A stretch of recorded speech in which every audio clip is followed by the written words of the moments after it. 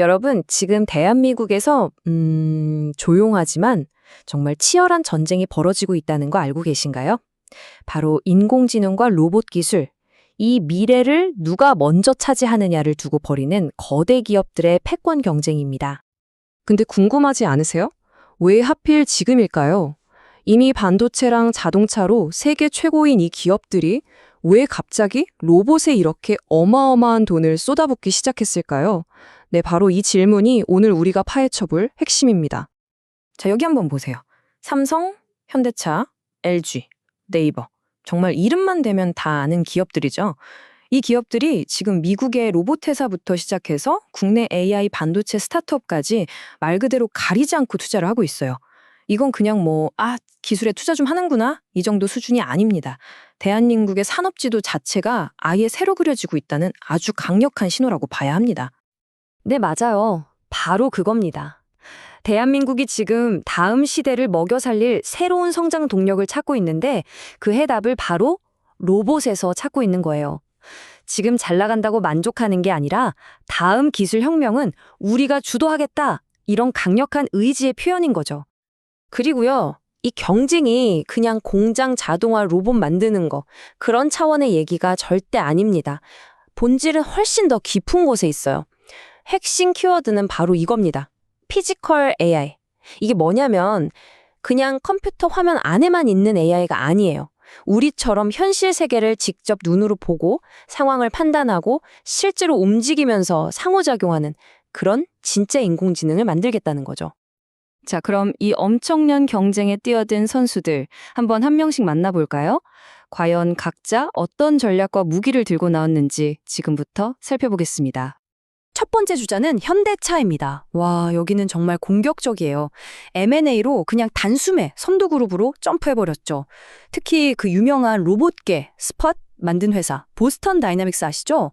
거기를 인수하면서 세계 최고 수준의 로봇 기술을 그냥 한 방에 흡수해버렸습니다. 이게 다 로보틱스랑 자기들이 잘하는 자율주행 기술을 합쳐서 미래 모빌리티 시장을 통째로 먹겠다는 아주 거대한 그림인 거죠. 자, 다음은 삼성입니다. 삼성은 현대차랑은 좀 다른 길을 가요.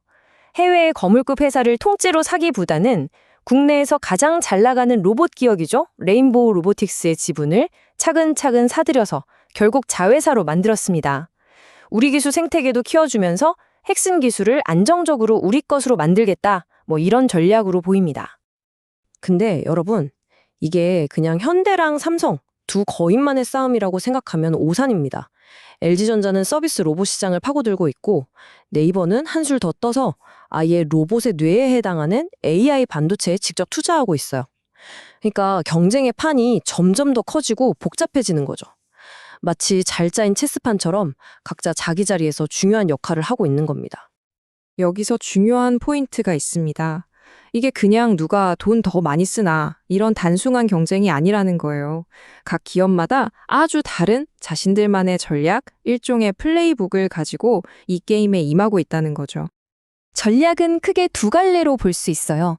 첫 번째는 현대차나 삼성처럼 그냥 세계 최고를 사버려서 시간을 단축하는 인수 전략. 다른 하나는 LG전자처럼 로봇의 근육과 관절이라고 할 수 있는 핵심 부품들 있죠. 액추에이터, 감속기 같은 거요.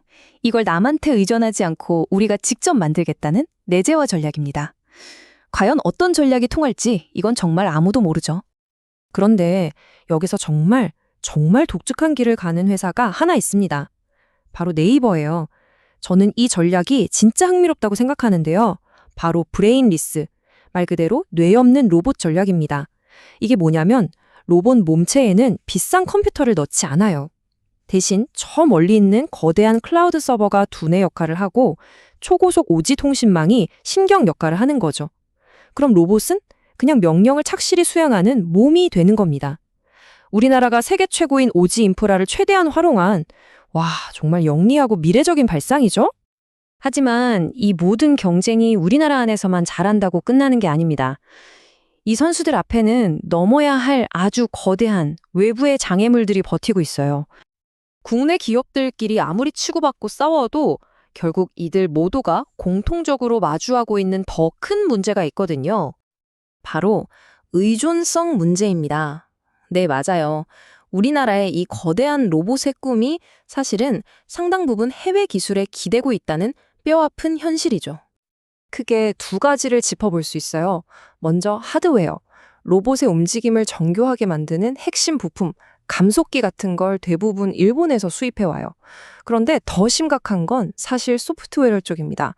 로봇을 똑똑하게 만드는 AI 훈련, 이걸 엔비디아라는 미국 회사가 만든 옴니버스라는 플랫폼에 거의 전적으로 의존하고 있어요. 이건 정말 심각한 문제죠. 그러니까 이게 무슨 말이냐면요.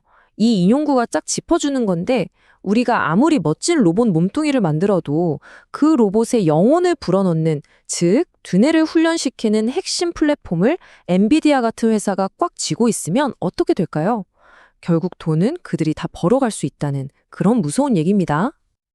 그리고 이 모든 경쟁자들의 머리 위에서 거대한 그림자를 들이우는 끝판왕 같은 존재가 있습니다.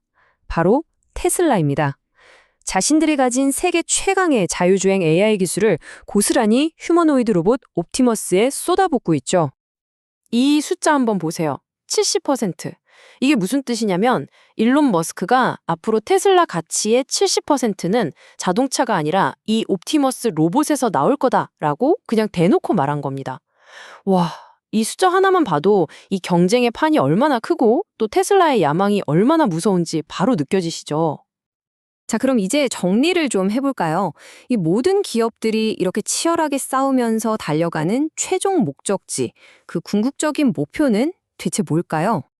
네, 바로 처음에 말씀드렸던 피지컬 AI를 완성하는 겁니다. 단순히 시키는 일만 하는 기계가 아니에요. 우리처럼 스스로 보고 생각하고 이 현실 세계에서 직접 부딪히며 상호작용하는 진짜 인공지능. 지금까지 우리 스마트폰 화면 안에 갇혀있던 AI가 드디어 우리 세상 속으로 걸어 나오는 것. 이게 바로 이 거대한 레이스의 최종 골인 지점인 겁니다. 오늘 내용 핵심만 다시 한번 정리해드릴게요. 첫째, 우리나라 대기업들 지금 로봇 혁명을 이끌기 위해 말 그대로 전면전을 벌이고 있다. 둘째, 전략은 제각각이다. 사거나 직접 만들거나 아니면 아예 클라우드를 이용하거나. 셋째, 하지만 아직 숙제가 많다. 특히 일본 부품이랑 엔비디아 플랫폼에 대한 의존 문제가 있죠. 그리고 가장 중요한 마지막, 이 모든 건 결국 누가 진짜 피지컬 AI를 먼저 만드느냐의 싸움이라는 거 아시겠죠? 이 거대한 경쟁의 속도는 앞으로 점점 더 빨라질 겁니다. 이제 우리가 던져야 할 질문은 어쩌면 그래서 누가 이길 건데? 가 아닐지도 모릅니다. 그보다 더 중요하고 우리 모두가 함께 고민해봐야 할 질문은 바로 이것입니다. 이 엄청난 기술 경쟁의 끝에서 과연 우리의 일과 사회, 우리가 사는 이 세상은 또 어떻게 근본적으로 바뀌게 될까요?